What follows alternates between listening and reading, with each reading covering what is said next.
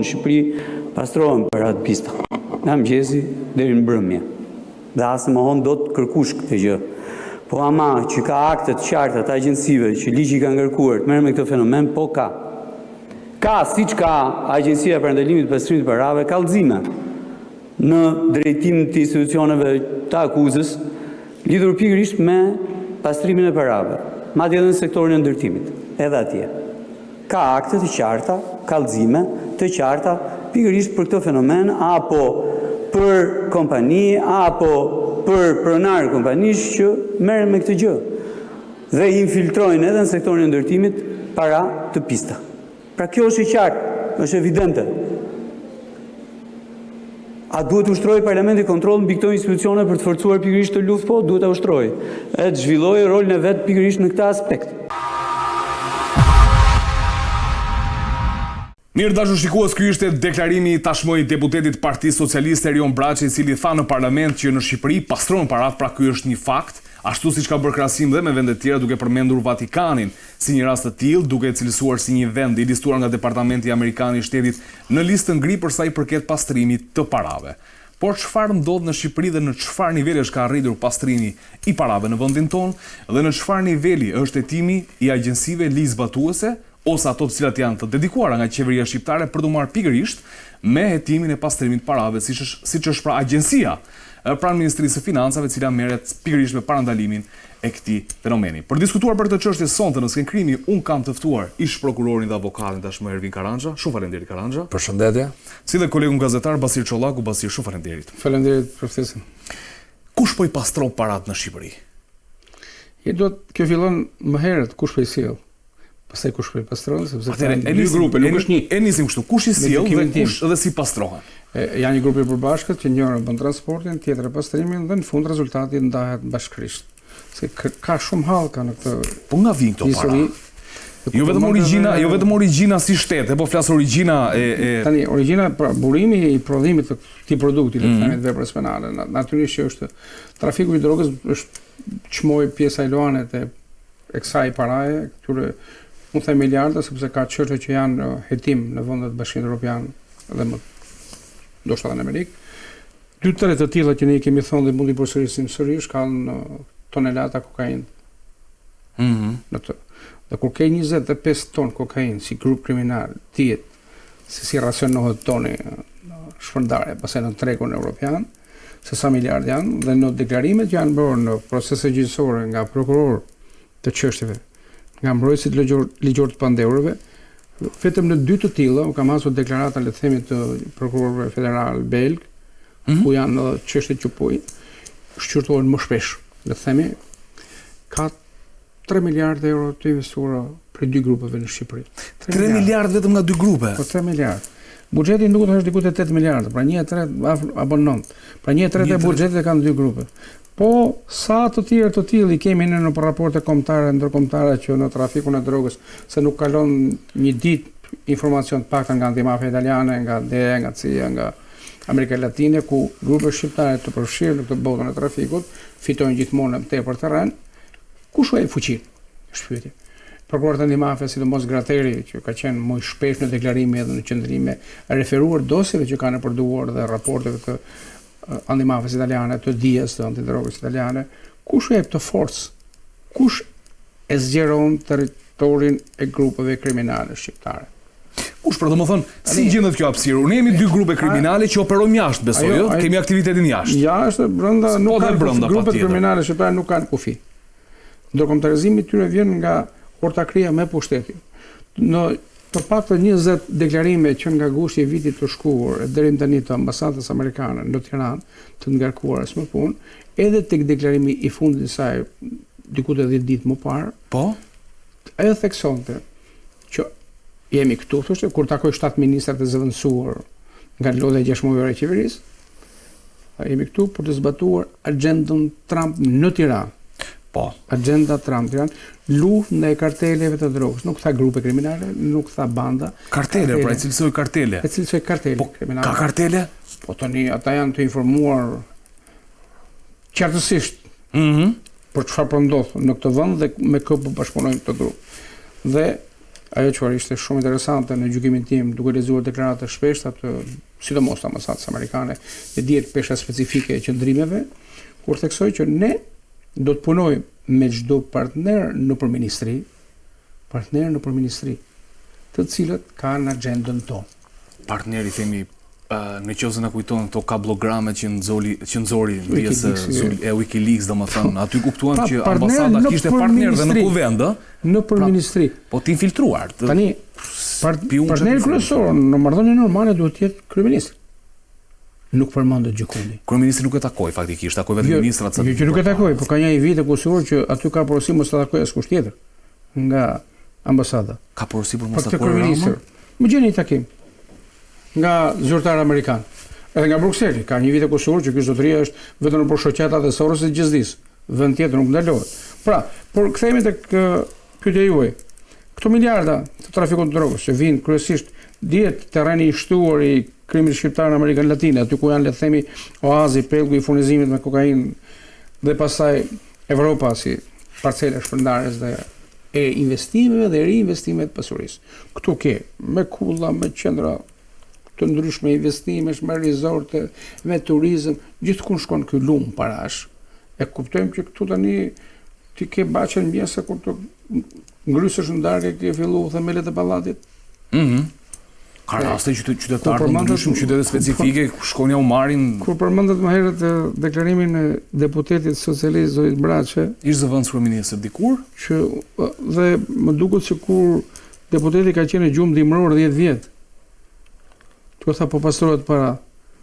Jo, ai tha që kjo është një gjë që dihet, domethënë nuk është se i bëri përshtypje kuptimin e gjës, se këtë e dim tha sepse agjencitë ligjbatuese në vend tha kanë urdhër për të jetuar tha. Këtë e dim. Nuk bën përshtypja e vonuar e deputetit.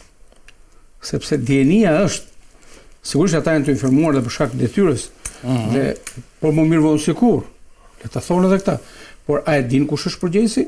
A e din kush është firmatari i këtyre hapësirave të krijuar për pasurinë paranë? Sigurisht që është kryeministri. Është qeveria, votën e së cilës ka dhe nga deputeti. Atëherë, duhen të thënë gjërat siç janë. Duhen të rëndësuar siç janë. Nuk mund të thuash vetëm çarekun apo një fjalit, diçka që po ndodh, kur tashmë kjo është të e dinë gjimnazistët, të e di kushdo që ka nisur të këndojë dhe të lexojë shqip. Se pas një parave, këtu është aktiviteti ekonomik fatkeqësisht mbajtës në këmbë ekonomisë. Ka kriminalizuar ekonominë, ka kriminalizuar politikën. Dhe këtu tani, atje ku është zoti Braçe dhe deputetë të tjerë, aty ne kemi grup parlamentar të Amerikës Latine, aty kemi sepse ata marrin vendime. Dhe në këtë transparencë të përshpejtuar, të panxituar akoma, natyrisht që aktorët kryesorë nuk do të jenë politikanët, nuk do të jenë pushtetarët, nuk do të jenë sepse nga të dhënat e publikuar dhe nga gjithë raportet na rezulton që ata janë edhe pjesë e këtij aktiviteti e ndihmës edhe në fjallëkrimit të kushteve për të ndodhur kjo. Prokuroria, Agjencia e Zbatimit të Ligjit, të cilat po dremisin dhe hendet pas gjura, ky është telashi, ky është problemi. Rikthehem sërish të Çollaku.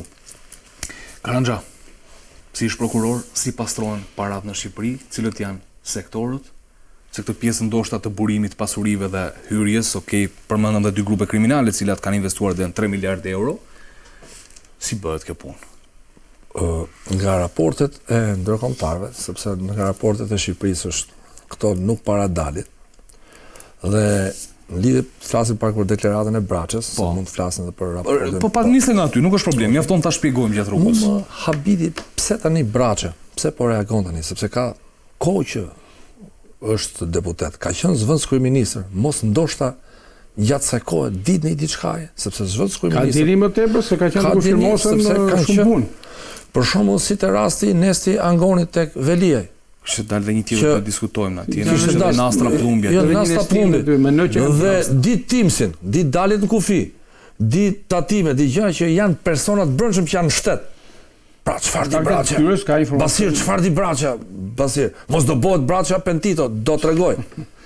Kjo është pyetje. E bukur kjo Karançës një penditur të brendshëm brenda majorancës, brenda një penditur është, po një penditur i arratisur. Po tash se kjo thotë ka pasur kur, sepse ideja Karançës shumë interesante. Nuk është normale një antar i që është a ka mjaftueshëm informacion që i shërben drejtësisë, deputeti Braçë për të kthyer në këtë sistem. Thush që pastrohen parat. Pa duhet të jetë akuzuar për të bërë duke pasur dhe këtë cilësinë. Po pyes ju si prokuror.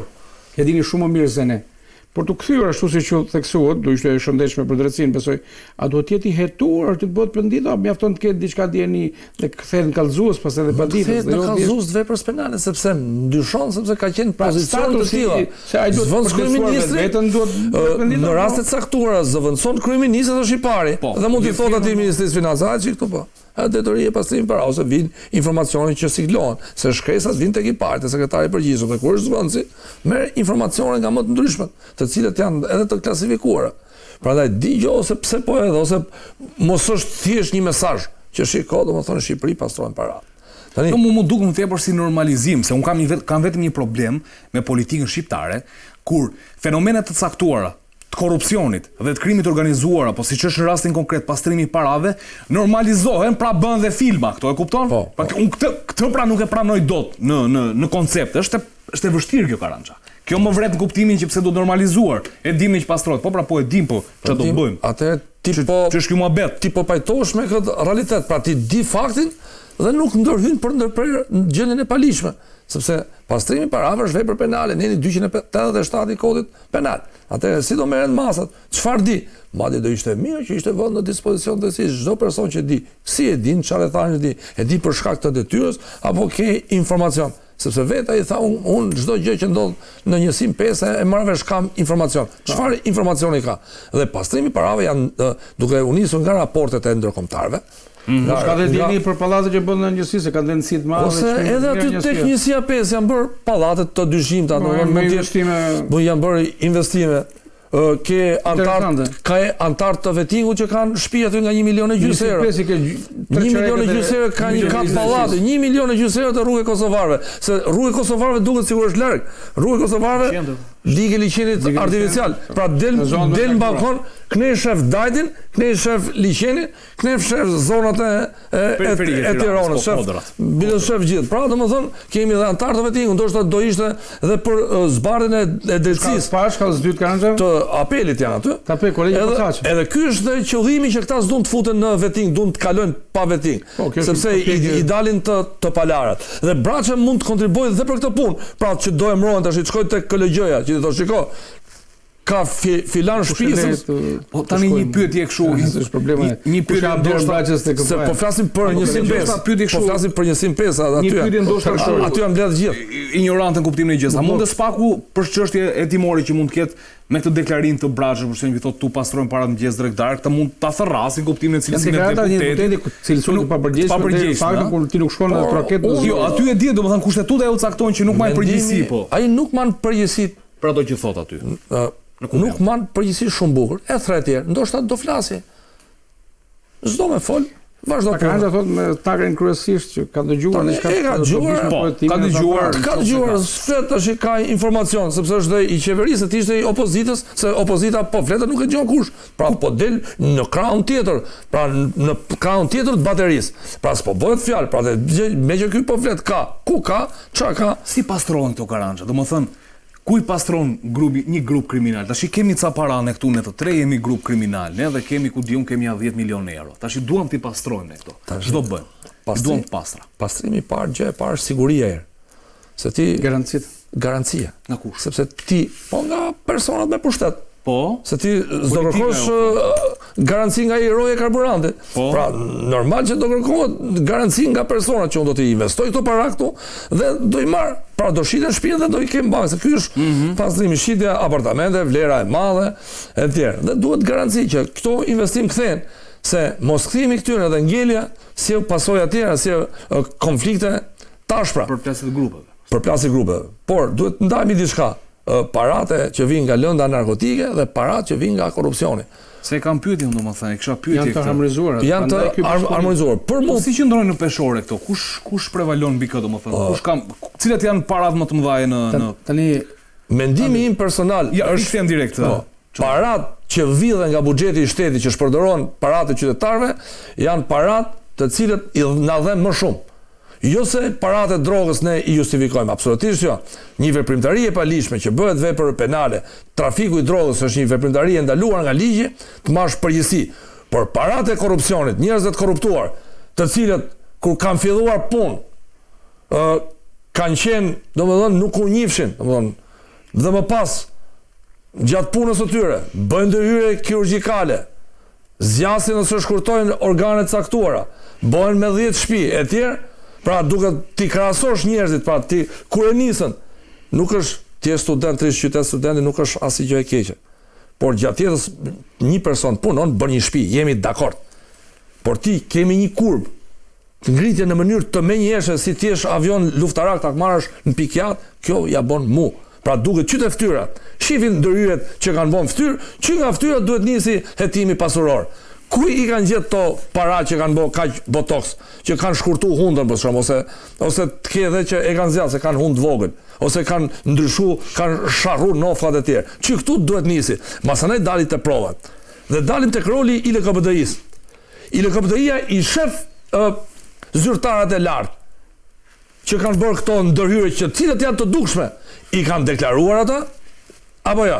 Ja, sepse çfarë nërojmë? Këta janë marrë vetëm me Monika Kryemadhen, me ndërhyrje shëndetësore që ka pasur, domethënë jo ndërhyrje estetike ka thënë, por janë për shkak të shëndetit. Po ti merru me të gjithë se duket fytyra qartë andi që është e ndryshuar. Pra duket qartë, pra ke pas kokën e modit të sharrur koka. Domethënë, ose po them edhe eksperti ta shikoj e shef që ka, pra duhet ndërhy i LKBDI-ja se janë operacione mbi me mira euro, të cilët sepse gjë nuk e justifikon të ardhurat. Ka gjën fare basit. Kur robi s'ka bukës, nuk i der rroga, nuk ka kohë të bëj kokën ose të sharroj veshën. Ai do të mbaj para që ta i buk, ose që të çoj fëmijët në shkollë. Fakti që ke kohë të bësh ndërhyrje estetike, fakti që ke shtëpinë të rrugë kosovarëve, fakti që ke 2-3 makina, të ardhura në bankë, tash kjo tregon që duhet i LKBDI-ja ka dështuar. Madje po them Shkëlqim Bgani, një nga antarët, një nga drejtuesit e LKBDI-s që kam diskutuar edhe herë tjetër, mban përgjegjësi. Si ka mundësi i kapi spaku? Ku ke qenë ti gjithë këto vite? Pra je bo pal, ke legjitimu pastrimin e parave. Dhe këta duhet marrin përgjegjësi për shpërdorim të tyre dhe mos kallëzim krimi. Fal pak. Edhe spaku ka si praktik pjesë e grupit kriminal. Sa janë pjesë to që po mbulojnë krimin. Se është bosi praktik jo tash. Ndoshta është ironi therrse kjo që thot Karangja dhe për ndërhyrjet estetike, por që realiteti ky është, duhen parë të gjitha aspektet. Po flisim tek pesha.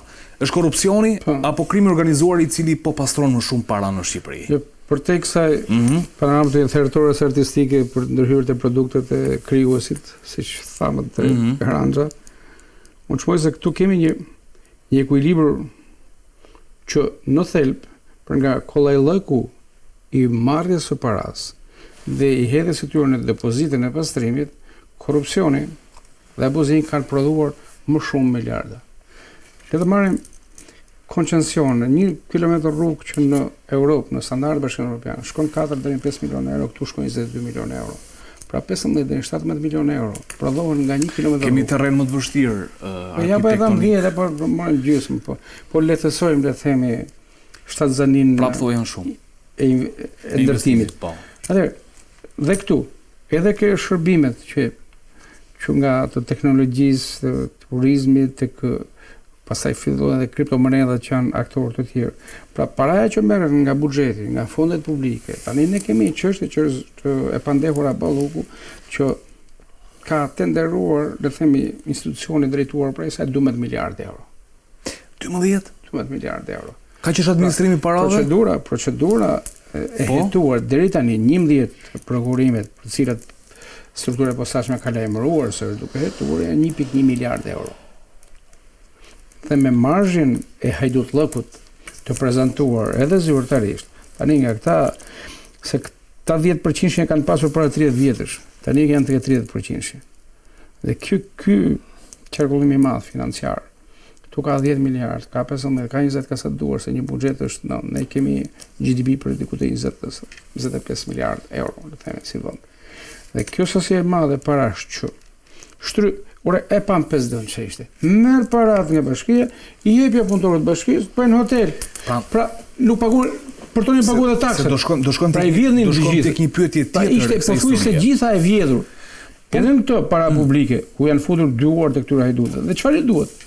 Ju duhen dhe ortak të tjerë kriminal, të trafikut të drogës, të vrasjeve, të krimit organizuar, sepse ju duhen lojtar për të bashkëpunuar, edhe për të shtuar sasinë e parave, edhe për të formalizuar, të kenë burg trafikantë droge që kanë marrë tendera publik.